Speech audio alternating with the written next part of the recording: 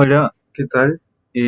Bueno, esta es la segunda sesión del taller de poesía e internet y bueno, les agradezco bastante estar por aquí. Eh, Nada, son días un poco raros, de hecho, bueno, acá en Perú hay bastante agitación social. Bueno, todavía no se sabe de hecho cómo va a acabar esto. Y nada, un poco lo menciono porque sé que este taller igual está para gente. Creo que de hecho es la primera vez que en un taller no ha habido una mayoría peruana, tanto en los 18 seleccionados como en el total de inscritos. Pero igual creo que son cosas que escapan, ¿no? O sea, escapan los países, escapan los intereses de cada uno como una nacionalidad, entre comillas, ¿no? Como el año pasado lo fue Chile. Y un poco también lo mencionaba porque sé que igual varios deben de estar ocupados en salir a las calles, en hacer cosas en internet respecto a las marchas y nada, o sea, está coincidiendo con el taller, lo sé, pero, pero no hay problema, ¿no? O sea, creo que hay algunas prioridades ahora mismo en estas semanas para distribuir el tiempo, ¿no? Sobre cómo uno está ejerciendo, no sé, decir ejercer su ciudadanía es como un poco cursi, no quisiera usar ese término, ¿no? Pero siendo partícipe, ¿no? Siendo partícipe en las cosas que están pasando. Eh, y de hecho, bueno, vamos a hablar de algunas cosas relacionadas de todas formas a política y tecnología. Eh, un poco hablando sobre lo que es el aceleracionismo, que de hecho ya hemos hablado, bueno, de parte de su 25 hemos hablado de esto varias veces. Yo, bueno, hice un conversatorio en Casa de la Literatura acá en Perú hace un mes más o menos. Así que es una versión un poco resumida. Eh, Sobre lo que es tecnología y escritura, ¿no? O sea, ya estábamos hablando un poco de eso. Eh, Hay una frase que de hecho hace unos días encontré en internet y que de hecho es una frase de Mark Fisher, ¿no? Mark Fisher fue un filósofo, comentarista cultural, crítico cultural británico que falleció, bueno, hace unos años, hace unos 4 o 5 años, muy, muy influyente con libros como El realismo capitalista, en el análisis de lo que es el neoliberalismo y cómo afecta a la cultura, cómo la mayoría de la cultura del siglo XXI es una cultura sumamente retromaníaca, algo, bueno, un término de Simon Reynolds, una cultura donde se ha cancelado el futuro, ¿no? Que, bueno, luego del final de la historia, luego de la caída de la Unión Soviética, ya no hay una necesidad cultural por pensar en un futuro diferente, ¿no? Más bien se hace como un cúmulo de estéticas conservadoras y un poco la sensación, bueno, un poco no, bastante la sensación de vivir en un tiempo que es un no tiempo, que no avanza, que está estancado, ¿no? Eh, y bueno, un poco mencionaba a Mark Fisher porque hace unas semanas encontré, bueno, hay un fanpage que se llama La Izquierda Ácida de Acid Left, lo recomiendo bastante, donde compartían un meme de donde salió una frase de Mark Fisher que decía, la lavadora es una tecnología más progresista que un celular, que un smartphone exactamente.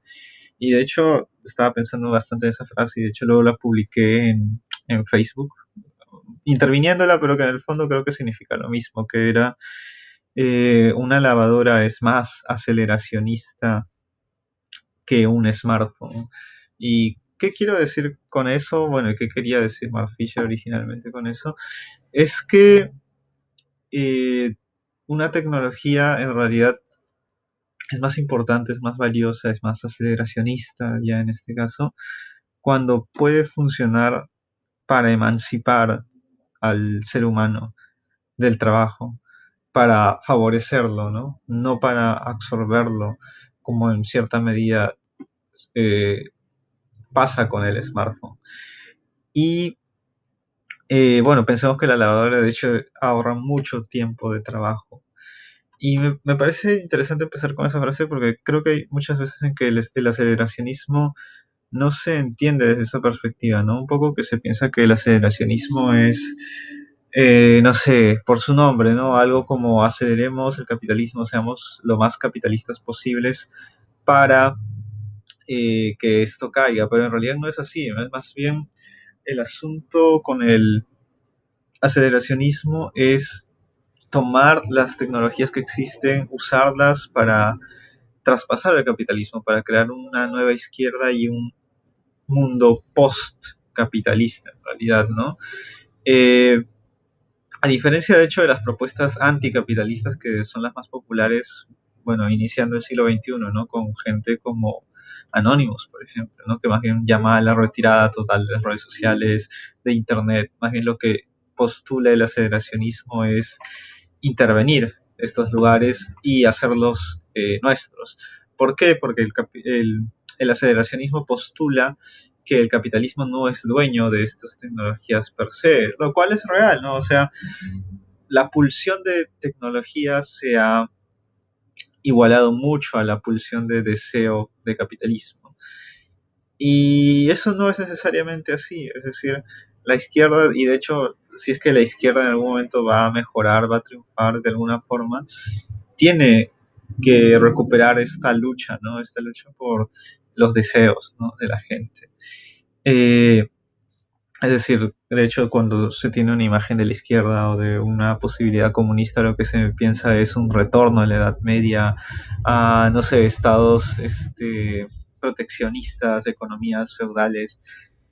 Y de hecho, no siempre fue así. O sea, de hecho, si es que uno revisa la estética de la izquierda en los años 20, en la época de la vanguardia con el futurismo, o inclusive cosas más adelante, ¿no? Como esos monumentos futuristas en Yugoslavia durante los años 50 o 60, era una izquierda muy hacia adelante, ¿no? Que tenía una pulsión muy del futuro, como también lo tiene el capitalismo.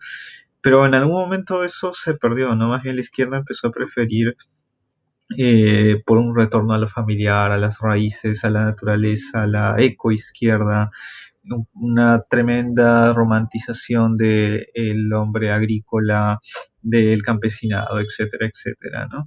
Cuando de hecho la izquierda fue durante muchas décadas algo que se planteaba ir al espacio, ir al futuro, en fin, todo esto para mencionar que en parte el aceleracionismo postula eso, que debe haber una recuperación de estas tecnologías por la izquierda.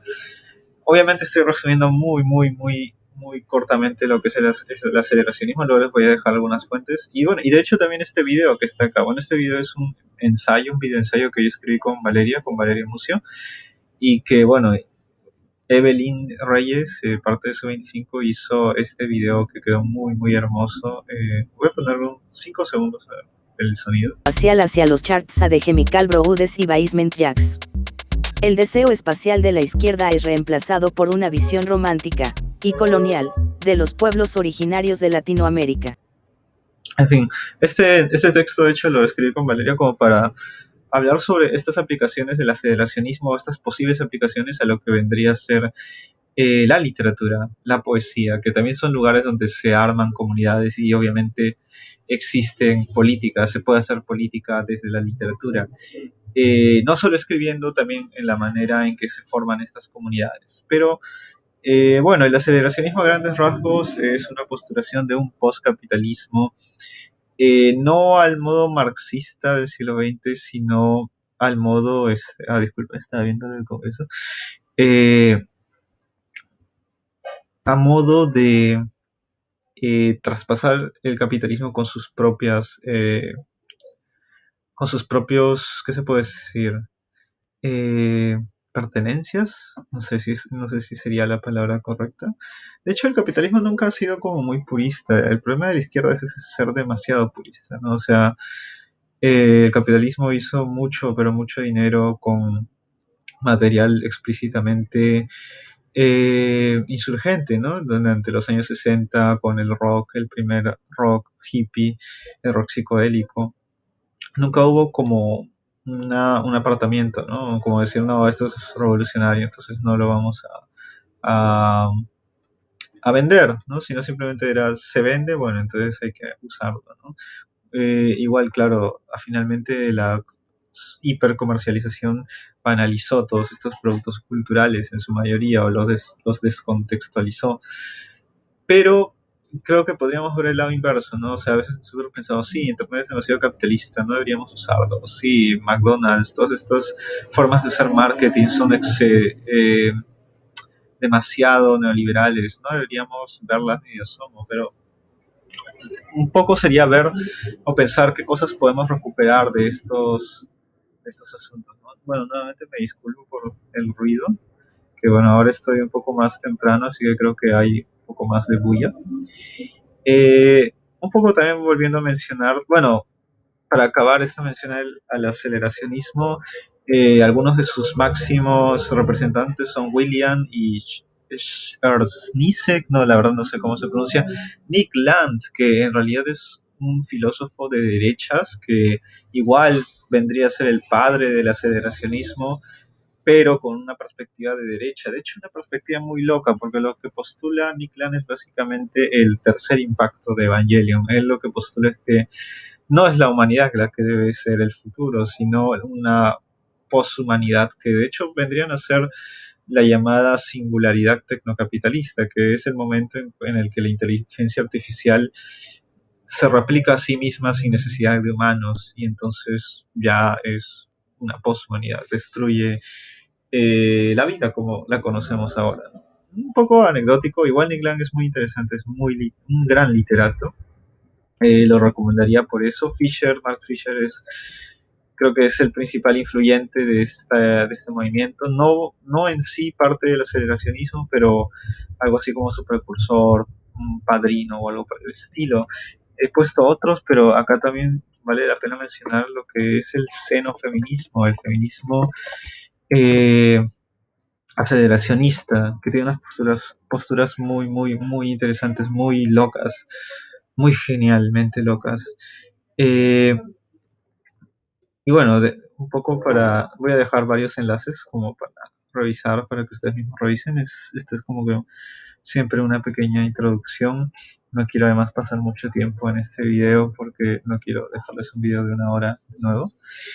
Eh, el otro punto también, bueno, que ya lo había mencionado un poco en la anterior, en la anterior sesión, la de comunalidad y escritura, lo de Cristina Rivera Garza, de que no es simplemente apropiarse de las tecnologías para samplear, sino saber que estas escrituras son, nunca uno escribe solo, ¿no? O sea, creo que eso ya lo dije, así que no lo quiero repetir mucho, en el sentido de que no significa poner 80.000 agradecimientos porque sabes de que tu escritura proviene de 80.000 lugares, sino ser consciente de que en el fondo estás escribiendo para que esta gente, para una comunidad de personas a la que perteneces, avance. O no sé si es la palabra correcta es avanzar, pero sabes, creo que saber que estás acompañado también hace que te preocupe más esa compañía. O sea, tampoco quiero que esto se lea como un pedido de una poesía política a lo Neruda. No va por ahí. No, no lo dice así Cristina Rivera Garza, ¿no? Pero es más bien una postura de que en un mundo donde se puede hacer una literatura del sampleado, igual puedes ser un artista sumamente individual sampleando textos, ¿no? Eh, bueno, un poco conectando lo que es el aceleracionismo, quería hablar sobre lo que es varios aspectos de lo que es la música pop durante las últimas décadas. Tengo miedo de poner uno de estos y que me salte el copyright, espero que no. Si no, supongo que lo tendré que tapar con negro.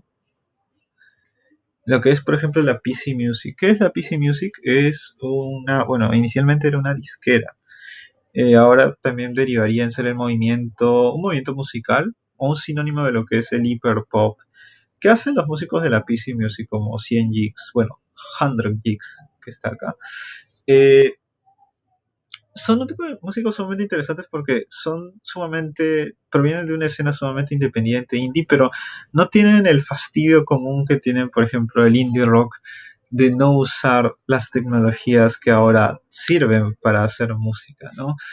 Uno de los comentarios más interesantes sobre el autotune, por ejemplo, que hace Simon Reynolds, este crítico cultural británico, es que cada vez que sintonizas la radio o la televisión, sientes que los músicos son cada vez más sobrehumanos, en el sentido de que cada vez pueden ser más afinados, pueden tener mejores beats, pueden hacer todo más preciso y grande, como sí, pues sobrehumanos, o sea, un poco si ustedes comparan cómo eran las canciones o la manera de componer de la música pop de los 70 y comparas con la automatización que ahora existe en la mayoría de músicos pop, es una cosa totalmente tremenda, ¿no? O sea, Rihanna, no sé, J Balvin, todos usan métodos maquinísticos para programar su voz, ¿no? Lo que es, por ejemplo, el autotune, ¿no? Que es un afinador automático de sonido.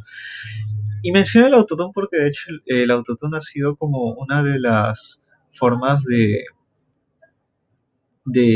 crear un nuevo, bueno, no sé si nuevo sea la palabra exacta, pero una, una estética sumamente robótica, post-humana, que de hecho ya no tiene que ver tanto además como el autotune, como una forma de corregir la voz, sino de usarla para hacer sonidos imposibles, que es algo que usa Travis Scott, que bueno, está acá, también me da miedo de que me lo baje el copyright. Y Kenny West también, que de hecho bueno, me olvidé de mencionarlo acá. Y obviamente también la PC Music, que la PC Music de hecho es música pop, pero desde un enfoque sumamente artístico. Vendría a ser un equivalente de lo que era el art pop de los 70s, con gente como Charlie XCX, Sophie, que tiene un disco muy, muy hermoso, a Hundred Kicks, que ya lo había mencionado, y bueno, gente un poco más nueva como David Shawnty o Arca, ¿no? El venezolano, Arca, que tiene este video muy, muy genial.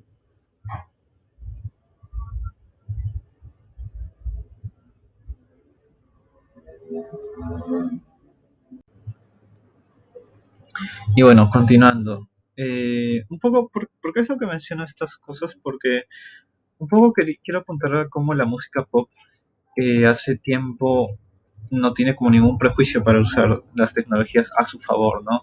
Un poco pensando también en lo que es lo que dice el aceleracionismo, ¿no? O sea, cómo las tecnologías pueden servirnos, cómo puede haber una tecnología realmente aceleracionista, progresista, que sea como la lavadora, pero para la escritura, ¿no? ¿Cómo podemos servirnos de estas tecnologías para escribir, ¿no? Yo creo que algunos errores de repente conceptuales que ha tenido este la poesía o la literatura conceptual, es que tal vez la pregunta no ha sido tanto cómo puedes aparecer una literatura de Internet, sino la pregunta tal vez debería ser cómo puede el Internet favorecer la literatura, lo que queremos escribir.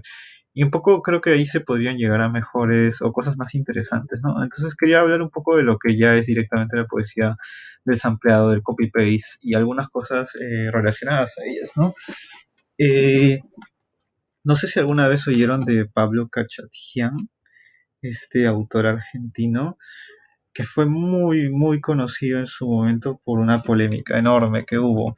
Pablo Kachatian creo que podría considerarse, bueno, creo que con todas las letras es un escritor bastante experimental, un poeta, que bueno, uno de sus libros es el famoso también Martín Fierro ordenado alfabéticamente, que es exactamente eso, el Martín Fierro con cada verso ordenado alfabéticamente de la A a la Z, que de hecho parece un ejercicio sumamente, no sé cuál es la palabra, baladí, eh, pero que es muy interesante, tiene más...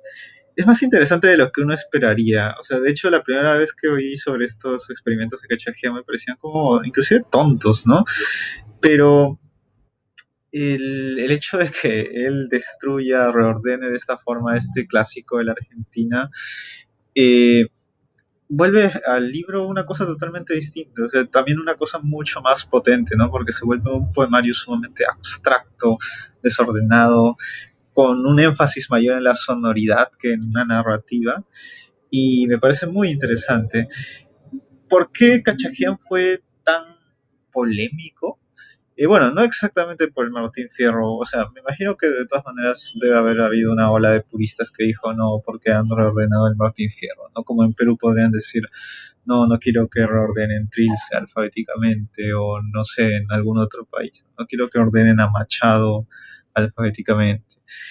Pero él luego también hace otro experimento, que es el Aleph engordado, ¿no? Donde él reescribe el libro de Borges, también el argentino Borges, y recibe una demanda sumamente exagerada de la viuda de Borges, que es Kodama, si no me equivoco. Y llegó a ser muy polémica porque yo recuerdo que me enteré de este libro por las noticias de televisión, o sea, fue así de grande, o sea, el Aleph engordado y Pablo Cachajian llegaron a tener notas en la BBC porque fue sumamente polémica la demanda, ¿no? Porque te decían de que esto no era literatura, sino que era un plagio, que Cachajian lo que había hecho era plagiar a Borges y vender a Borges, a pesar de que, bueno, vender libros de Borges como si fueran suyos, a pesar de que era un experimento que engordaba el Aleph, que lo convertía en un libro mucho más grande y que solamente salió en una imprenta para 300 personas, o sea, es como, no sé, un libro que uno de nosotros hace, ¿no? Con una visión comercial muy, muy entre comillas, ¿no? Porque si bien el libro se vende como un producto, eh, no es que te vaya a hacer millonario, o ni siquiera es como que vayas a recuperar las ganancias al respecto.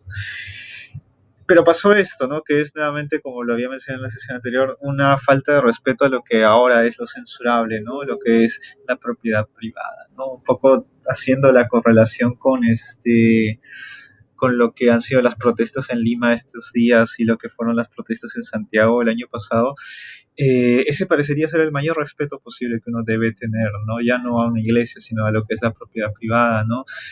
Una de las formas de criminalizar la protesta como va hasta ahora es decir, ¿no? Decir de que están asaltando bancos, de que están rompiendo cosas, y bueno, ¿qué? ¿No? O sea, me parece muy simbólico el hecho de que hace unos 2 días en el centro de Lima se rompiera y se arrancara de la pared un cajero de un banco, es decir, con todo el dinero, obviamente, que está ahí inherente, ¿no?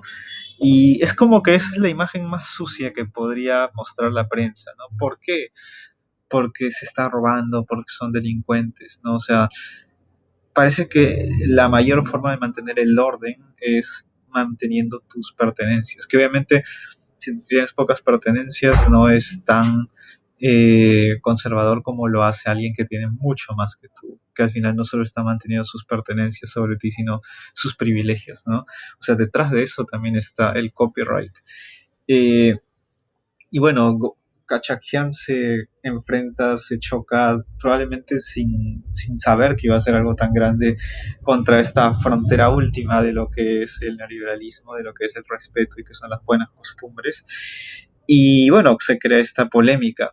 Hace poco también salió un artículo en Alemania que, bueno, recién hace 2 días un jurado de Alemania ha decidido, bueno, en Alemania se dan muchos beneficios a lo que son los clubes de música en vivo, ¿no? O sea, si tú eres un guitarrista y tocas música en vivo, te bajan los impuestos, te dan ciertas facilidades, ¿no?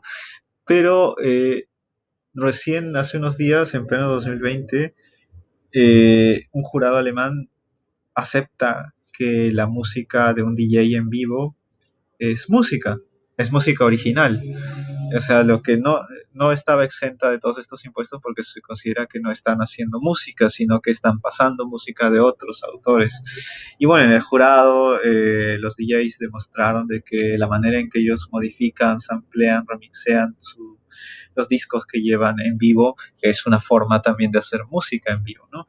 Estamos como que en un momento donde estas definiciones están evolucionando mucho, pero a pesar de que parecen por momentos tan tontos, o sea, ese titular de este artículo en alemán era una corte de Alemania acepta que el techno es música. O sea, y bueno, y la primera línea es, los fans nunca lo dudaron, pero al parecer el jurado sí. Es como muy tonto este respeto.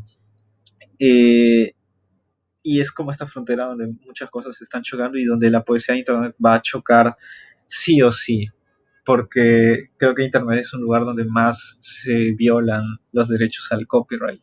Al menos acá en Latinoamérica yo siento que, bueno, yo siento que en España Es un país donde hay mucho más respeto al copyright a la fuerza. Un poco entiendo más eso últimamente, estos autores que son mucho más reacios a pasar sus PDFs, porque no es porque sean simplemente personas creídas o malas personas, sino porque también el Estado ha tenido políticas para inculcar eso.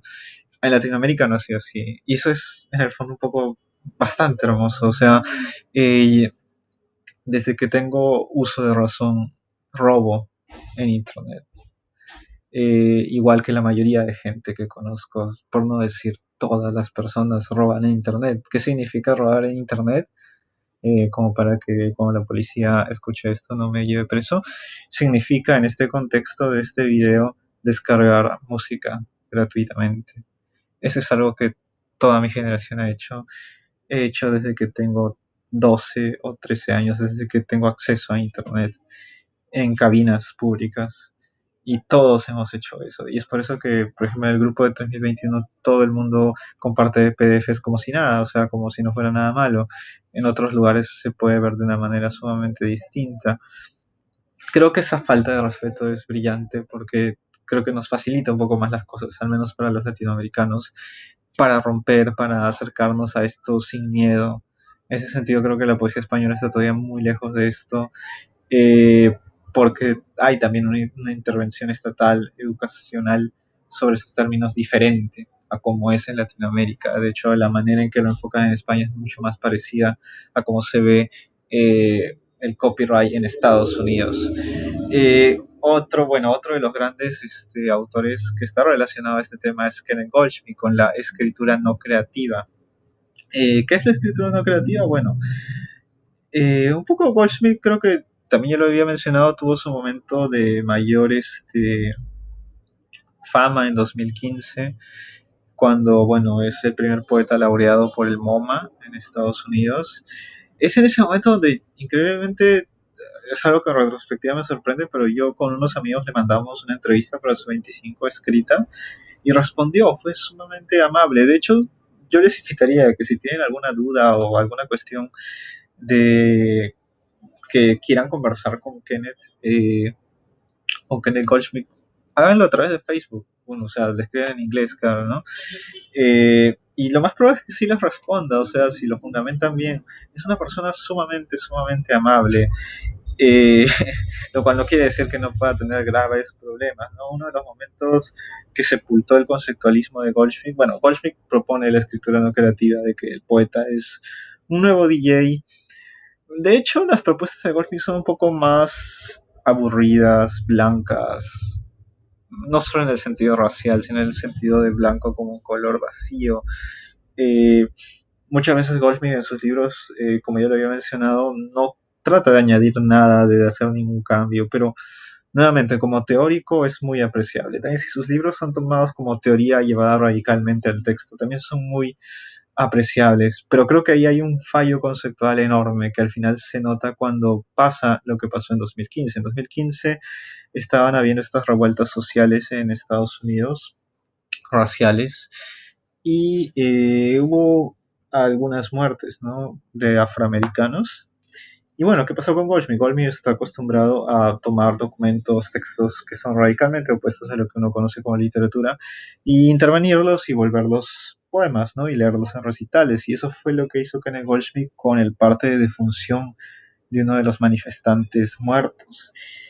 Y lo leyó frente a una audiencia en una universidad sumamente, bueno, en Perú se llama Pituca, creo que en Argentina se llama Fresa, no conozco el término en España, pero bueno, frente a una gente sumamente rica y privilegiada, ¿no? Y entonces causó una indignación grande, ¿no? Porque básicamente se veía como un hombre blanco, amigo de Obama, privilegiado, amigo del Estado, eh, leyendo el parte de función de un afroamericano muerto en protestas frente a policías blancos para un público blanco, ¿no? Se veía muy mal, de hecho es bastante irresponsable, y además no es que pasara años después cuando este documento se volviera un documento histórico, sino pasó mientras todo estaba sucediendo, ¿no? O sea, un poco como también lo sientes como alguien que se está metiendo al trending a la fuerza. O sea, no sé, Goldsmith me parece una persona sumamente amable, pero a veces pasa, ¿no? Creo que de repente a ustedes le puede pasar con sus padres o sus abuelos, ¿no? Que a veces una persona puede ser sumamente racista y nunca en su vida pensar que lo fue, o una persona sumamente clasista y nunca en su vida pensar que lo han sido. También nos puede pasar a nosotros, por cierto. Y un poco yo siento que es lo que pasó con la propuesta de Goldschmidt, de simplemente recontextualizar ciertas cosas, que no había como un cariz político inherente a lo que está haciendo, no a cómo esto se mueve en sociedad, no a que no hay una separación tan grande entre el artista y cómo repercute políticamente su obra, ¿no? Que más bien son cosas que se entrecruzan siempre, ¿no? Que bueno, es algo que menciono con Valeria en el texto sobre aceleracionismo y literatura. Lo que pasó es que en los días siguientes empezaron a aparecer nuevas oleadas de conceptualistas en Estados Unidos, latinos, que denunciaron a Goldschmidt y un poco se asesinó esto públicamente. Apareció lo que es el post-conceptualismo con el hijo de Charles Bernstein, Felix Bernstein. Es un libro también interesante, no muy interesante tampoco, que por momentos propone un regreso al héroe romántico, al genio romántico. Tiene algunas cosas sí más interesantes, pero en fin. Sobre la escritura no creativa hay varios libros importantes. Hay uno que me gusta mucho que igual se los voy a compartir, que es el de Kate Durbin y Entertainment. Es un libro de escritura no creativa que, a diferencia de los de Goldschmidt, me ha hecho sentir muy interesado, muy intensamente sus páginas. ¿Qué es E! Entertainment de Kate Darwin? Es una, eh, ¿cómo se dice? Una transcripción de diversos segmentos de shows de E! Entertainment, de este famoso canal de telerrealidad sobre las celebridades, ¿no? Y se crea como que un libro un libro conceptual dividido en capítulos, pero con viñetas muy interesantes, muy paranoicas, muy raras. Hay una parte que me gustó mucho donde se producía como una pelea dentro de un reality show donde este, una medium perdía el control y le empezaba a decir a cada una de las invitadas cuándo iba a morir. Todos estos poemas en prosas intervenidos, muy intenso. Esa parte me pareció tan intensa y al mismo tiempo tan divertida. Es un libro que recomiendo mucho para entender lo que es esta propuesta de la escritura no creativa. Por el otro lado está la poesía Flarf, que es muy importante porque un poco más allá de su modo de escritura, o sea, la poesía Flarf vendría a ser el primer tipo de poesía de Internet. Es un tipo de poesía que aparece en el año 2002, un movimiento un poco relacionado en ese momento con lo que era la gente del Islam, que lo que hacían era escribir a través de Google. O sea, había un señor que estaba muy cansado de los premios literarios y de las revistas de poesía, y lo que hizo fue escribir poemas en base a lo que el predictor de Google de búsquedas te dice, y elegir los especímenes más raros de este tipo y compilarlos a modo de poemas. Y él empezó a mandarlos a revistas y extrañamente empezaron a ser aceptados. Pero una de las cosas que más me gusta de la poesía Flarf es que es donde se anticipa lo que es el ritmo de lo que va a ser la poesía al lit, uno de los movimientos de poesía de internet más reconocidos de la década pasada, o más virales en todo caso. Porque es un ritmo sumamente monótono, sacado de oraciones inconexas, como rotas por dentro. Me parece muy interesante. Eso es lo que me interesa principalmente de la poesía Flarf. De ahí está como que muy metida en lo que es ¿cómo se llama? Eh, no sé, un surrealismo chistoso y lo que es también la poesía del slam, ¿no? Pero igual es recomendable. Hay un capítulo también que quería hablar de Kenneth Goldschmidt dentro de su libro Escritura no creativa, que se llama Hacia una poética del hiperrealismo, donde él confronta dos tipos de hacer poemas, ¿no? Un poco lo que vendría a ser la poesía del siglo XX y lo que para él vendría a ser la poesía del siglo XXI, y que de hecho se pueden dibujar varios paralelos entre eso y la electrónica, que bueno, en el video anterior había un poco fallado al mencionar el sujeto poundiano. Creo que el término más adecuado sería personaje, ¿no? El personaje del poema, que siempre es un personaje más o menos definido, que si bien puede aparecer a través de disconexiones, al final siempre logra formar un corpus de una u otra forma, no evaporarse totalmente. Entonces lo que hacía Goldschmidt era hablar sobre la poesía de un poema, ¿no? Un poema normal donde te hablan sobre este, cómo, cómo una niña va por primera vez al supermercado y luego te pone un poema conceptual publicado en la misma revista en el mismo año, en 2006, donde un poeta más bien lo que hace es a través de nombres de marcas de ese supermercado, bueno, de un supermercado, hacer un poema sonoro, que es un poco aburrido, pero quiero ahondar un poco más en eso ahora sí, antes de que acabe esta sesión. Y bueno, ya llegando como que a la última parte de este video, un poco quería hablar sobre, bueno, seguir esta propuesta de Goldschmidt, y me he dado cuenta que acabo de cerrar el otro drive, pero bueno, a Goldschmidt un poco lo sacaba a colación porque en este capítulo que recomiendo su lectura habla de este nuevo modo de escribir poesía, o sea que un poco lo quiero sacar a flote porque, como mencionaba antes, ¿no? O sea, considero que el Internet es interesante, tiene muchas cosas, pero también debería pensarse nuevas formas de escritura para este medio, o bueno, no para este medio, pero más sería para este nuevo lenguaje, ¿no? Que no solo está en Internet, sino está en todas partes. Entonces, un poco retomé la idea de Goldschmidt, que de hecho es parte, creo que va a ser la forma en que yo voy a ser parte de este proyecto, creo que es lo que voy a escribir para esto. Que bueno, ¿qué he hecho aquí? Por ejemplo, ¿no? Esta es una lista de aplicaciones de citas, ¿no? Que bueno, obviamente le he sacado de Google, o bueno, de un artículo de Google. Hay como 20 y pico. Eh, y ya, eso, por un lado. Esa es como mi primera hoja de sampleo. Luego lo que he hecho es, eh, puse en Google preguntas frecuentes sobre Tinder. Y me salió un artículo, de hecho cómico, sobre preguntas frecuentes sobre Tinder.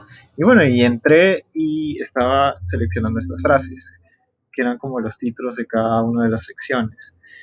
Eh, bueno, son mi Dios me da al corazón, que de hecho lo que se refiere ahí es al corazoncito de Tinder, ¿no? Cuando alguien te da este like. Esto funciona, soy simpático y cariñoso, y esto ya te está en el mismo sitio. Ya. Entonces, ¿qué pienso hacer con esto? Un poco tomando la idea de Goldschmidt de ya no un sujeto subjetivo, sino más bien un sujeto inmersivo, que sugiera menos, pero pueda ser más, no sé, ¿qué se puede decir? Eh, Atmosférico, por así decirlo. Y un poco también lo que quería hacer es una poesía más sonora. La última vez, antes del coronavirus, yo había escrito unos poemas bastante escuchando música de FX Twin, pero que de hecho son poemas normales, en el sentido de que, no sé, son los típicos poemas que hacen oraciones completas y usan muchos verbos y adjetivos. Y una de las cosas que me pasó es que, bueno, yo quería que estos poemas sean particularmente sonoros. O sea, creo que mis poemas antes de eso habían sido bastante narrativos, bastante, no sé, poesía argentina contando cosas, poesía peruana contando cosas, historias que le pasó a tal chico y se miró las uñas, hizo esto, hizo otro. Entonces quería algo más sensorial, pero bueno, yo acá en Lima cuando hacemos recitales generalmente tocamos los poemas, o sea, no es que simplemente nos pongamos en una mesa a leer, que sí, también lo hago cuando me invitan, pero no en los recitales que nosotros organizamos como Sub 25.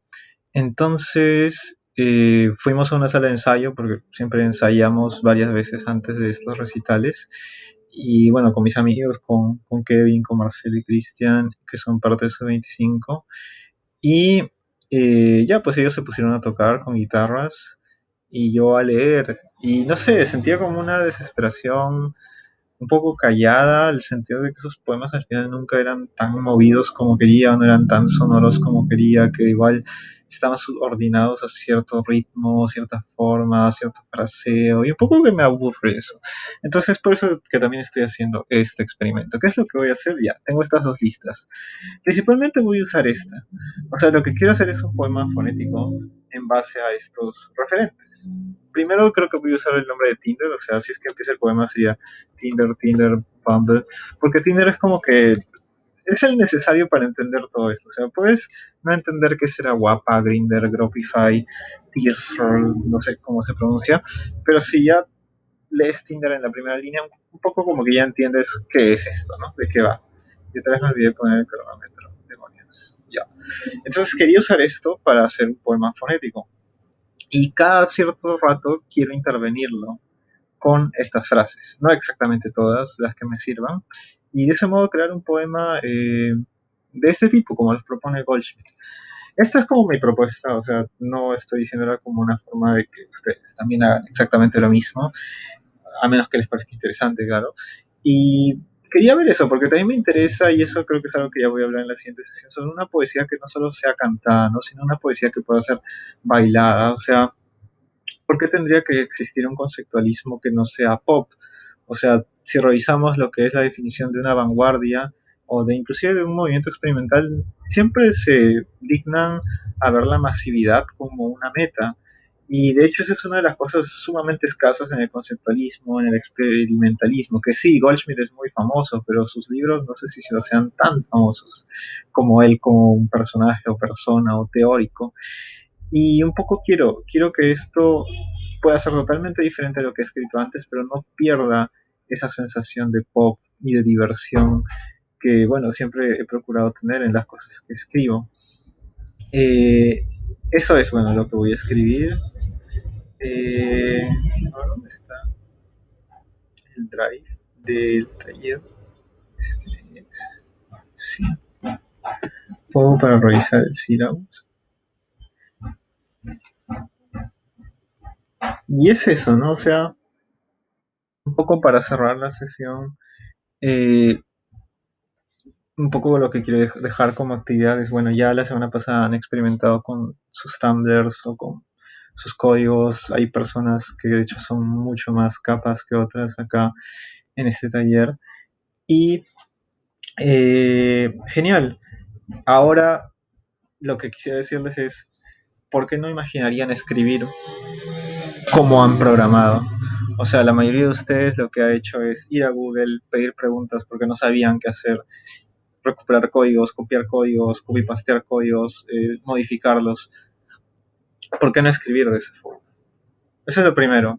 Y dos, claro, si bien acá es como que se ve, lo he puesto en un drive porque es, bueno, un almacén previo a lo que llamaría más bien el lugar donde hacer la creación, pensar también cómo esto se puede volver también un formato visual hermoso, ¿no? No olvidar las cosas que propone Ulises Carrión en el nuevo arte de hacer libros, que ahora son mucho más fáciles en internet.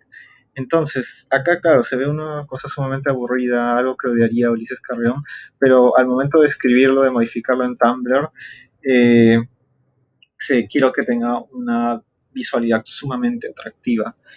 Y un poco invitarlos a eso, es decir, ahora ya a pensar cuál es el proyecto que quieren hacer. Y para los días siguientes, bueno, yo les voy a indicar exactamente, comentar y compartir en el muro de 3021 cuáles van a ser sus proyectos. Y de repente al final va a resultar que van a leer la idea de otra persona y van a darse cuenta que esa idea puede fusionarse con la de ustedes, ¿no? Un poco para seguir escribiendo en lo que es una comunidad y un colectivo. Eh, Creo que estas cosas tienen grandes ideas detrás. Todo esto de la poesía entonces es una enorme falta de respeto a lo que se respeta más en estos tiempos, que es la propiedad privada en forma del copyright. Y eso, un poco también quisiera que en la sesión abordemos este tema, especialmente de, puede existir, deberían prescindir de justificaciones conceptuales para existir esta poesía conceptual, esta poesía de internet. Yo creo que es 100% necesario. Y bueno, eso. Muchas gracias por estar aquí nuevamente, a la gente de los 18 seleccionados y a la gente que lo ve por YouTube. Igual vamos todos a compartir nuestras creaciones, nuestras ideas en el muro de 3021. Y nada, nos vemos en 7 días nuevamente. Chao.